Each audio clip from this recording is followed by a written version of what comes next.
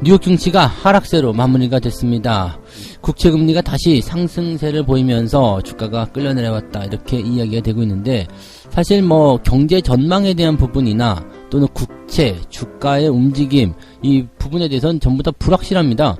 주가의 변동폭도 그렇게 크게 나타났다고 보기엔 좀 어려운 상황이기 때문에 지금은 주식시장의 방향, 이런 것들에 대해서 아직까지 명확하게 알아낼 수가 없다라는 것이 전체적인 평가가 아닐까 생각됩니다. 미국 증시 상황들 조금 자세하게 알아보도록 하고요. 자, 정부가 다음 주부터죠, 공매도 과열 종목을 확대하겠다라고 얘기가 나왔습니다. 24일부터인데, 공매도 과열 종목을 확대하게 되면은, 일단, 공매도가 관여를 많이 한 그런 기업에 대해서는, 공매도 금지가 일시적으로 들어갑니다. 그래서, 전체적인 공매도의 금지는 아니더라도, 어느 정도 효과는 볼 수 있지 않을까라는 기대를 하고 있다라고 하는데, 과연 그럴 수 있나 한번 알아보도록 하고요. 자, 아직도 증권사 또는 이제 시장 전문가 등등등 여러 집단에서는 증시 전망이 엇갈리고 있다고 합니다.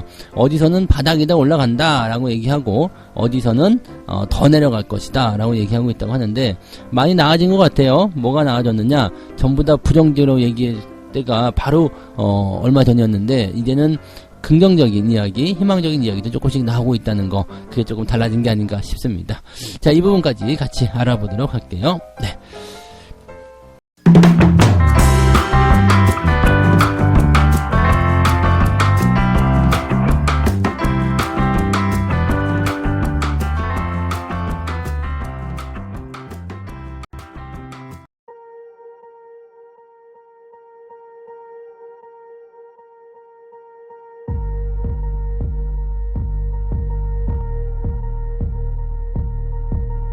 네, 반갑습니다. 자, 오늘은 10월 20일 목요일입니다. 어제 이제 주가 약간 삐딱선을 탔긴 했죠. 그래서 약간 변화를 조금 주는 모습이 보여졌었는데, 그게 오늘까지 조금 이어지는 모습인 것 같아요. 네, 아무래도 기업들 실적이 어떻게 나오느냐, 그런 부분도 좀 있고, 기업들 실적뿐만 아니라 국채라든지 여러 가지 경제 상황들, 또 베이지북도 미국에서 발표가 되면서 그 부분에서 이제 경기 침체에 대한 그런 이야기도 또 얘기가 나오고, 그런 부분이 있어서 아무래도 이제 시장이 조금 불안정한 그런 모습을 보였던 것 같고요. 그래도 계속 오르락 내리락하면서 변동성은 만들었다고 하더라도 그렇게까지 크게 부담을 줄 만한 그런 내용은 아니었던 것 같습니다. 다우지수와 나스닥이나 장 초반에는 그래도 하락도 있고 상승도 있고 하면서 그렇게 나쁜 흐름은 아니었습니다만, 오후가 들어가면서 뚝 떨어져가지고요, 제법 많이 하락했다가 이제 장 막판에 조금 회복하는 모습으로 마무리가 좀 됐습니다.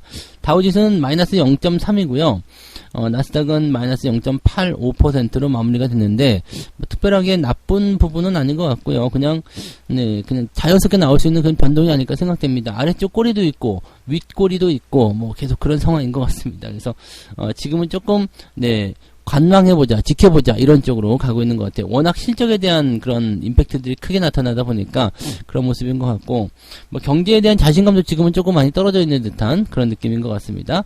재료를 좀 살펴보도록 하죠. 자, 일단 기업들 실적을 먼저 좀 살펴보게 되면, 넷플릭스가, 일단은 실적 좋아진다 그러면서, 또 넷플릭스에 대해서 비중을 확대해라, 이런 리포트도 나오더라고요. 그러니까 불과 1분기 만에 이제 줄여라 해서 확대해라 이렇게 갈 수가 있는 건가 싶기도 한데, 아무튼 넷플릭스가 어닝 서프라이즈 발표를 하게 되면서 굉장히 시장의 주목을 좀 받았고요. 주가가 13% 이상 올랐다는 거, 그 부분이 컨텐츠 관련한 종목들에게 오늘도 영향을 줄 수 있지 않을까 생각되는 부분 중에 하나가 아닐까 생각되고요. 자, 유나이티드 항공도 예상치를 웃도는 매출과 순이익을 발표했다라고 되어 있습니다. 지금 S&P 500에 상장된 45개 기업이 실적을 발표한 가운데 이 중에 약 69%가 예상치를 웃도는 실적을 내놨다. 자, 이거 뭐예요? 전망치 예상치를 낮춰놨기 때문에 조금만 분발해도 주가가 분위기가 확 좋아질 수 있는 그런 상황을 만들었다라고 말씀드렸죠. 그래서 그런 부분이라고 보시면 되는데, 테슬라는 일단은 순이익은 예상치를 웃돌았는데 매출이 예상에 미치지 못하면서 주가가 지금 좀 많이 내려가는 모습이라고 되어 있습니다. 계속 변동성 보이고 있는데 시간에서 좀 떨어졌다 이렇게 얘기가 나온 거죠. IBM 주가도 예상치를 웃던 매출과 순이익 발표에 시간내 거래에서 4% 이상 상승 중이다. 이렇게 되어 있습니다. 테슬라는 좀 떨어졌고요. IBM은 좀 올라갔다. 이렇게 되어 있네요. 근데 전기차 관련주들이 조금 많이 내렸어요. 뭐 리비안이나 이런 것들이 같이 떨어지는 모습이 좀 있어가지고 전기차 관련한 부분들이 어제 분위기 살짝 좋았었던 것 같은데 오늘 또 어떻게 될런지 지켜봐야 되지 않을까 생각됩니다. 이쪽은 정말 계속 혼란의 도가니에 오르락 내리락 계속 반복하고 있기 때문에 각별한 주의는 좀 필요할 것 같다 생각드네요. 그리고 지금 경제 지표 좀 살펴보면, 일단은 뭐 베이지북 같은 경우에서는 경기 침체에 대한 얘기 계속 하고 있지만, 사실 뭐 그렇게까지 부담될 건 아닌 것 같고요. 완만하게 확장했다. 지난달, 보고서 발표 이후에 경제 활동이 완만하게 확장했다라고 평가를 좀 하는 모습이었고요. 물가 상승세가 여전히 높지만 일부 지역에서는 물가 상승에 대한 부분들이 약간 완화되어 있는 것도 있다라는 얘기를 했다고 합니다. 다만 이제 뭐 이 부분에서 조금 느긋하게 발표가 나갔다 하더라도 블러드 총재가 금리를 올해 안에 4.5에서 4.75까지 올려라 이렇게 얘기를 하면서 약간은 좀 변수를 주고 있는 것 같긴 하더라고요.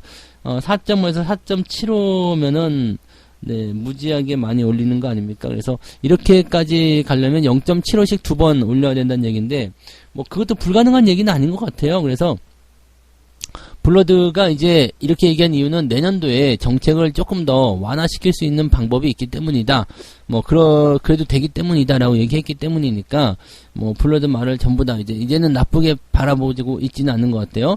금리 그래 올해 다 끝내버리고 그냥 어차피 얻어맞은 거 맞은 김에 다 끝내버리고 다음에 좀 좋게 좀 완화시켜보자. 이런 식으로 가고 있는 것이다라고 볼 수가 있을 것 같아요.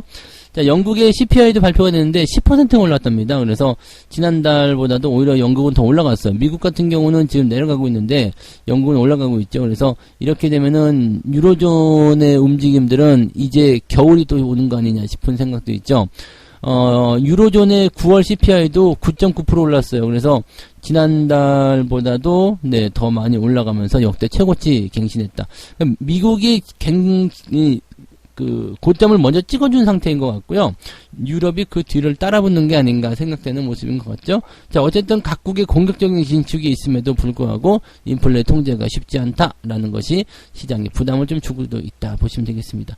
경제 지표나 경제 전망에 대한 것들은 약간씩 부담이 좀 있는데 기업들 실적은 조금 좋아졌어요. 기업들 실적이 좋아진 이유는 예상치보다 좋기 때문, 예상치를 낮춰놨기 때문 이렇게 보셔야 되기 때문에 어떻게 보면 그렇게까지 썩 좋은 상황은 아닌 것 같다 판단되는 부분이 되겠습니다.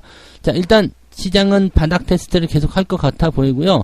대신에 뭐 아주 심하게 물어뜯는다거나 주가가 크게 폭락하거나 그런 큰 변동성은 보이지 않기 때문에 현재 시점에서는 특별한 거 없이 그냥 시장 관망세 보이면서 움직임이 어디로 가는지 잘 살펴보시면 특별하게 대응하지 않으셔도 잘 대응이 되실 것 같다 생각되네요. 유지만 잘하셔도 별 문제 없는 그런 장일 것이다 판단됩니다. 자, 두 번째 이야기 넘어갈게요. 개미들 울리는 공매도가 줄어들 수 있겠는가? 거래소에서는 과열 종목을 대폭적으로 확대할 예정이다. 공매도 금지는 안 할 것 같아요. 그죠? 한시적인 금지라도 좀 해야 될 것 같은데 24일부터는 그냥 공매도 과열 종목 지정 제도를 본격적으로 시행한다 이렇게 되어 있는 거죠.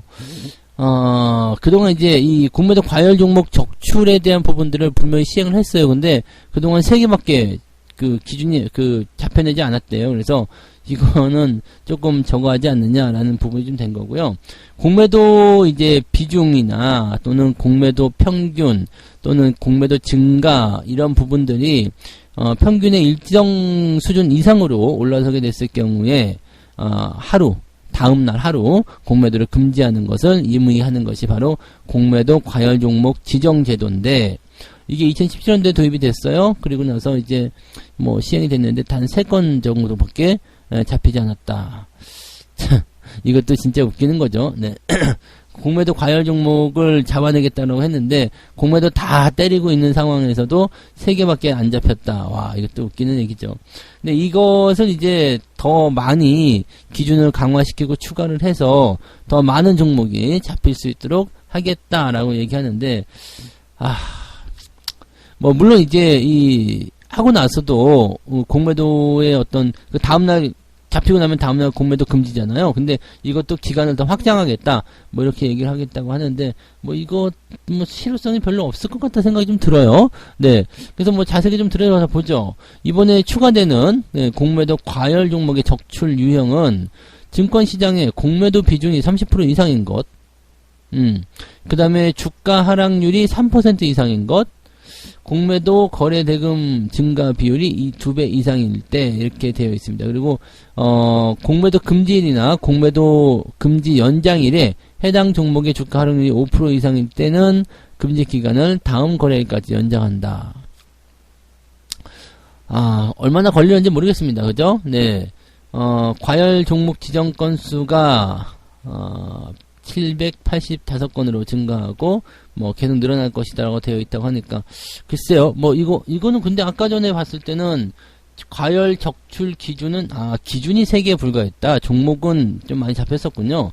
3건에 불과했다. 그래서 하락률, 비중, 공매도, 거래대금 증가, 뭐 배율 이런 것들이었는데 이번에는 기준을 조금 더 강화해서 더 많은 종목을 잡아내겠다 이렇게 되어 있는 거군요. 그렇죠. 종목이 안 잡혔다는 것은 말이 안 되는 거지, 그죠? 네, 그래서 종목이 이제 2019년도에 연 690건이었고 이제는 네, 785건으로 증가할 것이다. 네, 이렇게 되어 있는 거네요. 네. 그래요. 이렇게라도 잡아내면은 뭐 괜찮지 않을까 생각되는 부분이고요. 근데 이거는 뭐 사실 그렇잖아요. 이제 뭐 공매도 뭐 그거랑 똑같은 거예요. 뭐 단기 과열 지정 종목 해가지고 하루 정도 이제 거래 정지 때려놓고 네 뭐 단일가 거래 이렇게 해놓고 하는 것처럼 그냥 뭐 그런 정도라고 보시면 될 것 같아요. 공매도 많으니까 조심해라는 어떤 신호밖에 안 되는 거지. 이것을 이렇게 한다고 해가지고 공매도를 근절하는 이게 뭐 근본적인 대책이 될 수가 없는 거죠. 그러니까 이런 것들은 조금 더 공격적으로 좀 해도 되지 않을까 생각됩니다. 아예 그냥 공매도에 대한 어떤 그런 깊숙한 관여라든지 아니면 주가 폭락이 된 그런 상황이 보이게 된다면 아예 그냥 뭐 공매도 금지를 뭐 한 달을 때려버린다든지 이렇게 가면은 더 좋지 않을까 싶은데 공매도를 금지하는 부분들은 조금 이제 뭐 확대해도 괜찮잖아요. 어차피 시장 거래는 될 테니까요. 그러면 공매도 금지가 과열이 잡혔어? 그러면 한 달 금지 이렇게 딱 하면은 이것만 해도 많이 낫지 않을까 싶은데 이거 다음날 하루 금지 그럼 그 다음날 때리면 되잖아요. 이것도 조금 그런 것 같은데 아무튼 네 없는 것보단 낫겠지만 네 유명무실한 정책이 되지 않았기를 바랍니다. 24일날 다음 주부터 일단 시행이 바로 됩니다. 그래서 공매도에 대한 부분들이 그래도 약간은 좀 누그러질 수 있지 않을까 싶은데 이미 공매도 다 때려서 주가가 많이 내려온 상황인데 이것도 효과를 거둘 수 있을런지도 한번 지켜봐야 될 것 같긴 합니다. 네, 이 부분 참고하시고요. 네, 자 그다음에 세 번째 이야기 넘어가서요. 박앤세일 코스피 2000이 깨지게 될 것이다. 이런 혼돈의 국내 증시 전망치.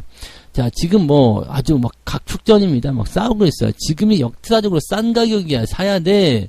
코스피 2000이 깨질 거야. 지금 사면 안 돼. 막 이렇게 싸우고 있는 모습인데, 그 아무 의미 없어요. 네. 지금이 저점이면 어떻고, 2000이 깨지면 어떻습니까? 2000이 깨지면 큰일 나요. 라고 얘기하지만, 여러분들 2200에서 2000까지 간다고 해도, 지수 포인트는 10%밖에 안 빠지는 겁니다. 네. 그러니까, 여러분들이 걱정하실 만큼 그렇게 크게 뭐, 변동성이 커진다거나 그런 부분은 아니에요. 그러니까, 지금 그동안 내려온 걸 생각해 보세요. 거의 40% 가까이 시장이 끌려 내려왔는데 이 시장이 40% 가까이 끌려 내려온 것하고 이제 10% 정도 변동성 더 보이는 거 이거 큰 차이 없어요. 근데 이제 문제는 이제 사람들이 그거죠. 바닥에서 사고 싶은 생각입니다. 바닥에서 또는 지금 이제 여기서 더 내리면 버틸 수 있는 힘이 없어. 네, 버티게 해줘. 이런 식으로 이제 이야기가 나오는 것이기 때문에 거기에 대해서 이제 상황이 만들어지는 거죠. 이거를 굳이 근데 지수의 저점 포인트, 바닥 포인트 이걸 알아내려고 하는 이유는 완전 저가, 완전 바닥에서 매수하고 싶은 욕심 때문이 아닐까 생각합니다. 이거 주가가 바닥인지 아닌지는 확인해 보면 되잖아요. 조금 지나면 돼요. 그러니까 뭐 새벽에 꼭 축구를 하는 거를 봐야 될, 뭐 그거 보면은 짜릿하고 재미는 있겠지만, 그냥 잠을 자고 일어나면 다른 아침에 하이라이트로 멋지게 그냥 딱, 네, 요약해서 보여주고, 와, 멋있었어. 뭐, 주가, 뭐, 이게, 결과가 이렇게 나왔어. 이 부분에 대해서 잘 알 수 있잖아요. 그럼 나는 잠도 자고, 다음날 아침에 딱 종합해서 상황도 보고, 물론 이제, 직접적인 재미는 없겠지만, 네, 그렇게 해도 상관없잖아요. 그러면은, 둘 다 윈윈 아니겠습니까? 근데, 꼭 피곤한 걸 무릅쓰고 그걸 봐서, 네, 경기고 또 지기도 하면, 네. 그거 나와야 힘들잖아요. 그러니까 증시에 대한 어떤 전망은요, 그냥 전망하지 마세요. 예측하지 마시고, 오른다, 내린다에 대한 부분들에 대한 관심은 지금은 중요하지 않습니다. 이미 많이 내려왔기 때문에, 여기서 내려가도 뭐 지가 얼마만큼 가겠냐라는 부분이고, 올라가게 된다라면 아주 좋은 거니까, 실질적으로 지금은 나쁜 것보다는 좋은 것에 대한 기대감이 훨씬 더 많은 상황이다라고 보시면 되겠습니다. 외국인들이 증시에 계속 들어오게 될 것이라는 전망이 일단 바닥을 실어주는, 저하고 같은 의견이라고 보시면 될 것 같아요. 외국인은 지난달 29일부터 19일까지 계속적으로 13거래 연속 순 매수에 나서고 있다. 무려 2조 3천억 원어치를 사들였다라고 되어 있습니다. 그동안 팔아먹은 거 다시 또 산 거예요. 그래서 한국 주식 그만큼 싸고 저평가되어 있다는 판단 때문에 들어오는 건 아니겠느냐라고 얘기를 하고 있는 부분입니다. 이게 달러 환산 기준으로 봤을 때는 오히려 또 좋은 상황이 일어날 수도 있다라고 되어 있는 것 같은데, 글쎄요, 이건 뭐 좀, 네, 보긴 봐야 되겠죠? 네.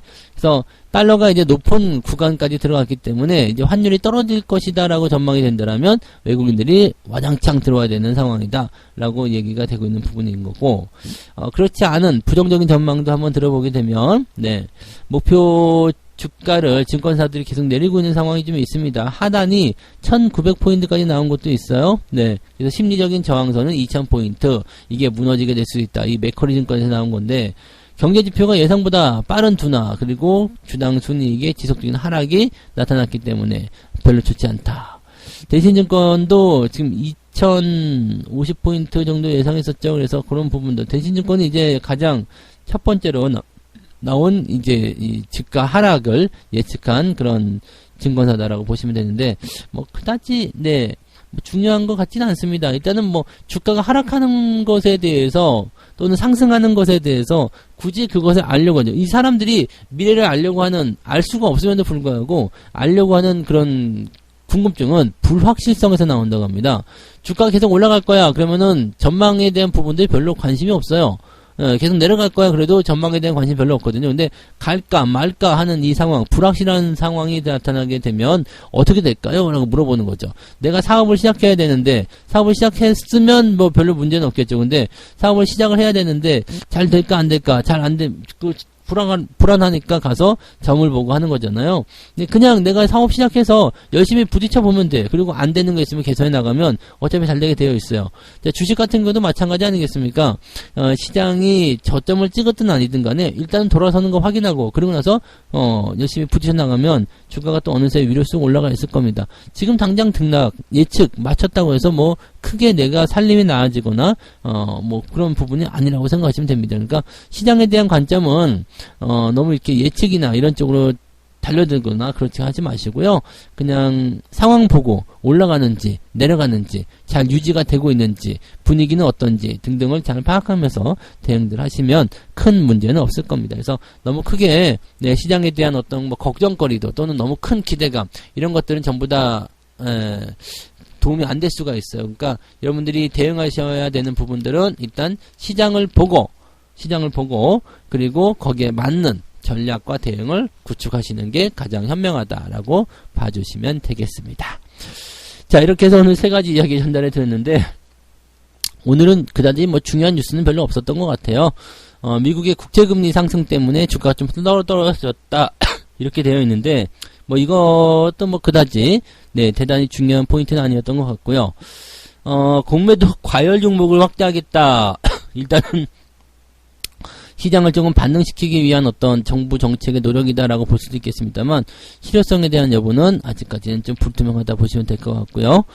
아직도 엇갈리고 있는 증시 전망, 뭐 의미 없는 싸움들을 하고 있죠. 근데 이런 것들 것들이 뉴스로 나올 만큼 기존의 뉴스들이 뭐 별 볼 일 없어요. 뭐 그냥 뭐 미국 기업들의 실적 발표라든지 뭐 카카오의 목표 주가가 떨어졌다라든지 뭐 등등 이런 뉴스들에서 그다지 뭐 대단한 이슈거리들이 없었던 것 같습니다. 그러니까 그만큼 시장이 일단은 좀 더 상황을 지켜봐야 되겠다. 뭔가를 좀 기다리고 있는 것 같은 느낌이잖아요. 그래서 뭐 주가의 어떤 변화도 조금 일어날 수 있겠습니다만 그렇게까지 특별하게 부담이 될 만한 내용은 아닐 것 같다 생각됩니다. 오늘은 약간 어제에 이어서 흔들리거나 그런 모양이 나타날 수 있겠습니다만 큰 폭의 조정이거나 이런 부분은 나타나지 않을 가능성이 높습니다. 그래서 뭐 그냥 적당한 수준에서의 지지선 확보 이런 것들이 단기 반등 이후에 나타나는 자연스러운 과정이 아닐까 판단되니까 이런 내용들 잘 참고하고 대응하시면 되겠습니다.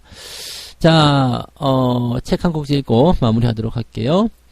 셔트 박사는 그에 져서 돈을 지배하는 정신에서 최고의 투자가들은 자신들이 잘할 것이라고 기대하고 또 마치 성공할 것처럼 행동했다고 적고 있다. 그리고 실제로도 그들은 잘했다. 자신감은 시장에서의 성공을 위한 좋은 생각 정도가 아닌 매우 중요한 생각이라는 것이다.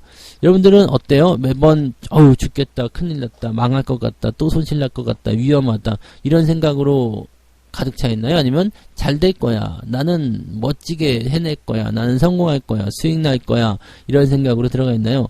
이왕 돈 드는 거 아니잖아요. 같은 생각이라면 긍정적인 생각으로 무장하시고 부정적인 것에서 계속 멀리하세요. 그래야지만이 내가 생각한 대로, 내가 꿈꾸던 대로 이루어지게 되는 겁니다. 아시겠죠? 자, 오늘도 여러분들이 좋은 생각과 좋은 그런 목표치, 좋은 기대감을 많이 활용하실 수 있는 그런 시장이 되셨으면 좋겠습니다. 저는 장중시황에서 다시 올게요. 고맙습니다.